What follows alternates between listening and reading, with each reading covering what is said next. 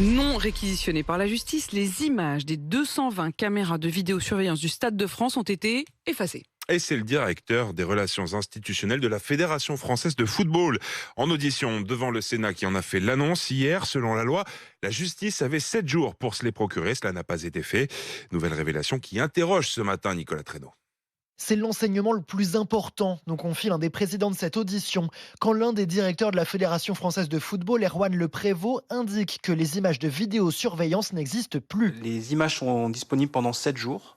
Au bout de 7 jours, elles sont automatiquement détruites et la seule façon, c'est qu'on aurait dû avoir une réquisition. Dans l'hémicycle, parmi les sénateurs, David Assouline est stupéfait. Ce qui vient d'être dit est très important, voire grave. Il y a des preuves qui ont été détruites par au moins incompétence. J'ai pas envie de penser en plus que c'est fait exprès. Cette autodestruction, pour des raisons éthiques, est légale. Mais les sénateurs ne comprennent pas pourquoi en 7 jours, personne n'a pris le temps de saisir ces images dites violentes ou de les transmettre à la justice. Pierre Barthélémy, avocat spécialisé dans le foot, dénonce des manquements. C'est la préfecture de police ou le ministère de l'Intérieur, dont on a vu qu'ils étaient présents dans le PC Sécurité, qui auraient dû transmettre immédiatement ces images à la justice. C'est une négligence pour le coup grave. Soit c'est de l'amateurisme complet, soit il y avait un intérêt pour certaines personnes à ce que ces vidéos soient détruites. Il reste à disposition de la justice jusqu'à la fin du mois les vidéosurveillances de la mairie et de la police à l'extérieur du périmètre du Stade de France.